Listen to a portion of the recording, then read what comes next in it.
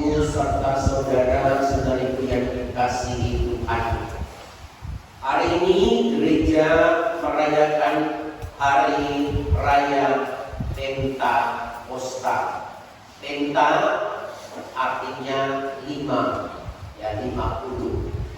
Jadi selama 50 hari selama mulai dari kebangkitan Tuhan Yesus sampai hari Pentakosta ini kita itu merayakan yaitu hari raya Paskah atau masa Paskah.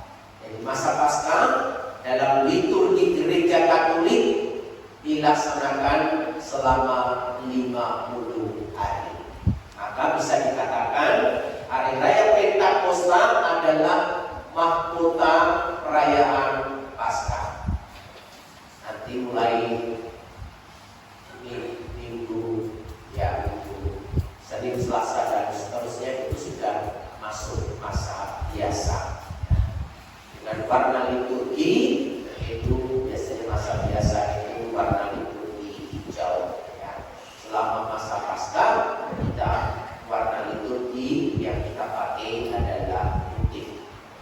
Nah, hari ini warna liturgi adalah merah karena memang merupakan hari raya Pentakosta.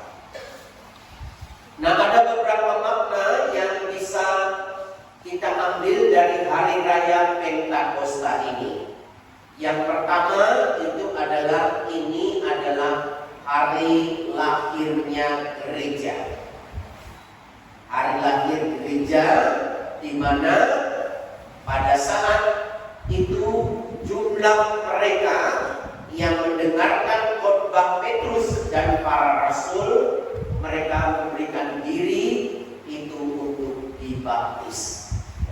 Gereja itu membaptis, dan dalam pembaptisan itu memasukkan orang yang sebelumnya menjadi bukan anggota gereja menjadi anggota gereja. Kemarin saya membaptis sudah 17 anak. Saya bilang itu setahun 2 tahun lagi itu nanti datang lagi.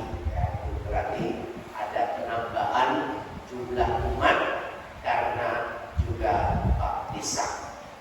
Jadi hari ini adalah hari lahirnya gereja, di mana kita merayakan hari ulang tahun gereja. Yang kedua, hari ini adalah peristiwa Pentakosta ini ada beberapa yang bisa kita ambil dari bacaan-bacaan yang kita dengar hari ini. Peristiwa Pentakosta yang pertama dikatakan itu terjadi seperti tiupan angin yang keras menimpa tempat mereka berkumpul. Bunyi tiupan angin yang keras. Jadi kalau ada angin yang keras itu seperti turunnya Roh Kudus. Yang kedua tadi dikatakan Roh Kudus turun kepada mereka seperti lidah api. Seperti api itu punya lidah seperti kita punya lidah. Itu lidah api hingga pada para rasul, dan pada saat itulah mereka itu bisa berbicara dengan gagah berani dan juga bisa bahasa lain. Kalau saya hari ini ngomong di altar ini pakai bahasa Indonesia, pakai bahasa Indonesia itu karena jasa dulu tahun 1928 para pemuda kita itu bertekad, mereka mengatakan satu bahasa, satu bangsa, dan satu tanah air. Coba bayangkan itu kita di Indonesia ini ada berapa ratus suku. Kalau saya memakai bahasa Indonesia. Bapak Ibu yang ada di sini, ya, dari berbagai macam, ya, ada orang Bakau, ada orang Tunjung, ada orang Benua, ya, ada orang Kayan, ya, ada orang Timur, ada orang Flores, ada orang Jawa, ada, ya, orang Belanda. Semuanya bisa mengerti karena kita ini punya satu bahasa, yaitu bahasa Indonesia.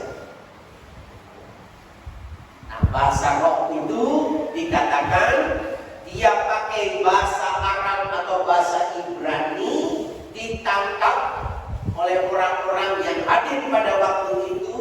Ada berbagai macam suku dan bangsa berkumpul di Yerusalem. Mereka mengerti dalam bahasanya sendiri.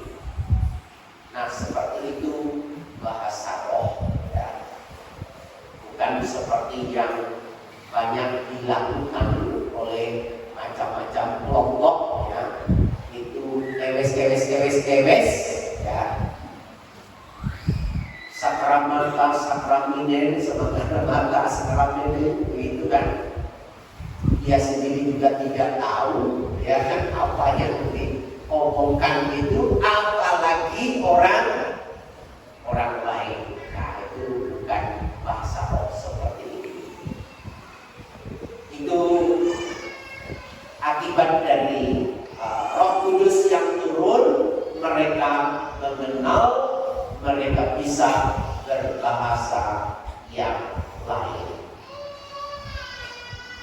Yang ketiga, dalam peristiwa Pentakosta itu ada perubahan sikap. Inilah yang penting, perubahan dari yang sebelumnya takut menjadi berani.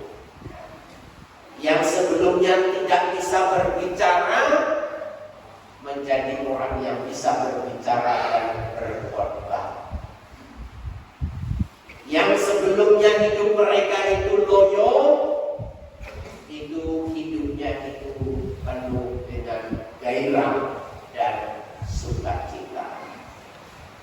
Nah, begitulah anugerah Pentakosta mengubah dari dalam kehidupan kita. Roh Kudus inilah yang menolong, membantu kita semua.